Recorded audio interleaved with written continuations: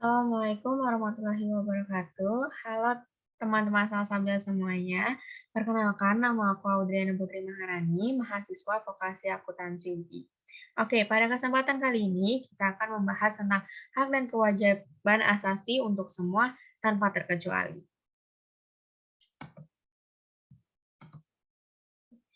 Eh, Sebelumnya teman-teman tahu nggak sih apa itu hak dan kewajiban? Oke, hak adalah sesuatu yang mutlak yang menjadi milik kita dan penggunaannya tergantung kepada kita sendiri. Contohnya itu hak untuk memeluk agama, hak untuk mendapatkan pendidikan, dan hak untuk menyampaikan pendapat. Lalu hak pada umumnya didapat dengan cara diperjuangkan melalui pertanggungjawaban atas kewajiban.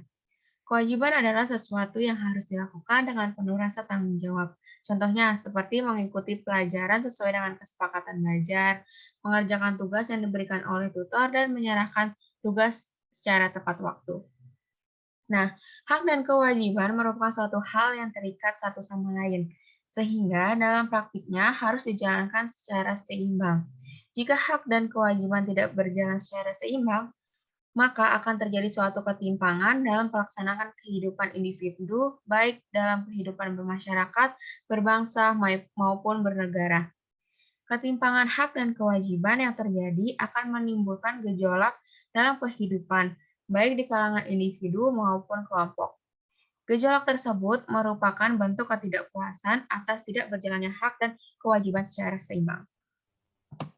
Oke, pembahasan kita pada kali ini itu ada 3, yaitu yang pertama pelanggaran hak dan kewajiban asasi manusia, lalu penyebab pelanggaran HAM, lalu yang ketiga itu kasus-kasus pelanggaran hak dan kewajiban asasi manusia.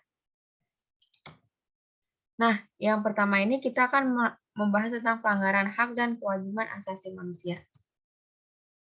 Menurut Undang-Undang Nomor 39 Tahun 1999, pelanggaran hak asasi manusia adalah setiap perbuatan seseorang atau kelompok, termasuk aparat negara, baik disengaja maupun kelalaian, secara melawan hukum, mengurangi, menghalangi, atau mencabut hak asasi seseorang atau kelompok yang dijamin oleh undang-undang dan tidak mendapatkan atau dikhawatirkan tidak akan memperoleh penyelesaian hukum secara adil dan benar, berdasarkan mekanisme hukum yang berlaku. Nah, menurut undang-undang ini, memberikan penekanan bahwa pelanggaran dapat dilakukan oleh individu, kelompok, maupun aparat negara, dan objek pelanggaran dapat menimpa individu maupun kelompok. Melalui media televisi, surat kabar, maupun media sosial lainnya, kerap menyajikan berita tentang pelanggaran HAM, baik yang sifatnya maupun yang bersifat berat maupun yang bersifat ringan. Nah, pelanggaran HAM yang bersifat berat itu salah satunya itu seperti pembunuhan, penganiayaan, perampokan, perbudakan, penyanderaan, dan lain sebagainya. Lalu, pelanggaran HAM adalah pelanggaran yang tidak mengancam keselamatan jiwa manusia, akan tetapi berbahaya jika tidak segera ditanggulangi. Misalnya seperti kelalaian dalam pemberian pelayanan kesehatan, pencemaran lingkungan yang disengaja, maupun lain sebagainya. Pembahasan yang kedua yaitu penyebab pelanggaran hak dan kewajiban hak asasi manusia. Nah, jadi penyebab pelanggaran hak dan kewajiban itu ada 2 ya teman-teman. Yang pertama itu ada faktor internal dan faktor eksternal. Faktor internal itu faktor yang terjadi di dalam diri kita sendiri.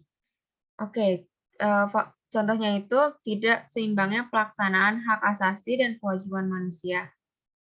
Belum adanya kesepahaman dan kesamaan mengenai konsep HAM, lalu sikap individualisme, kurangnya kesadaran tentang HAM, dan rendahnya sikap toleransi.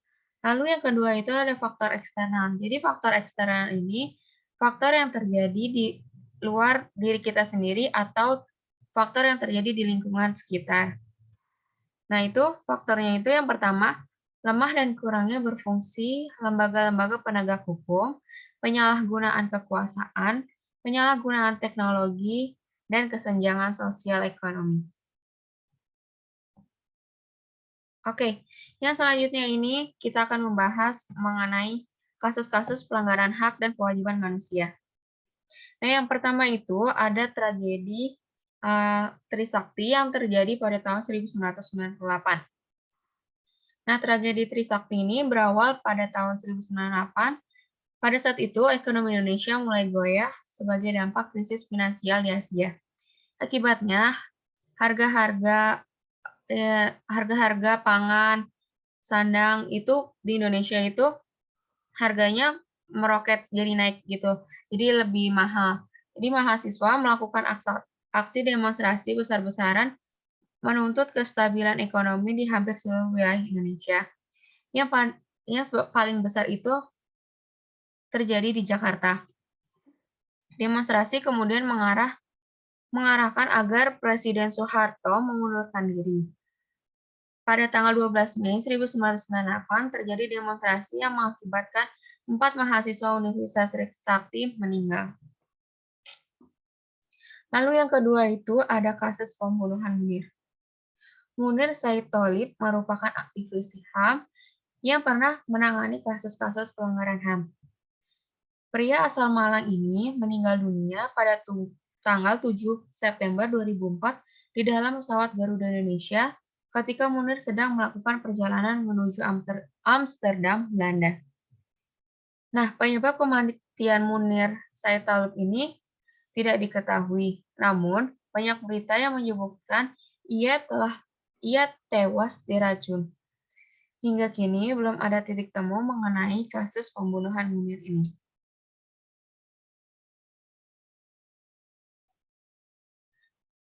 Sekian pembahasan kali ini, saya tutup. Terima kasih teman-teman.